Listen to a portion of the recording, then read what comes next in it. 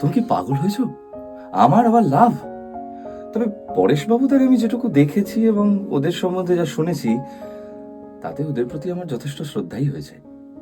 তাই মনে হয় ওদের ঘরের জীবনযাত্রাটা কিরকম হবে সেটা জানবার জন্য আমার একটা আকর্ষণ হয়েছিল।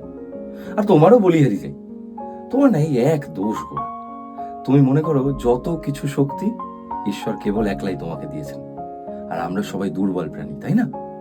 বিনয় বাবু, বিনয় বাবু, ও বিনয় বাবু, হ্যাঁ চলুন চলুন। আচ্ছা, এ- এ- আমার এই ছোট্ট পুঁটলিটায় কি আছে বলুন তো? হ্যাঁ, কিন্তু এর মধ্যে কি আছে বলুন দেখি। আরে ভাবুন ভাবুন। আরে দূর, মরার মাথা নয়। না, হচ্ছে না। এই দেখুন, এবার বলুন। এগুলো রেঙ্গুনের এক রকমের ফল, নাম ম্যাঙ্গোস্টিন। আমার এক মামা সেখান থেকে মাকে পাঠিয়েছেন, মা তার থেকেই এই 5টা আপনাকে পাঠিয়েছেন।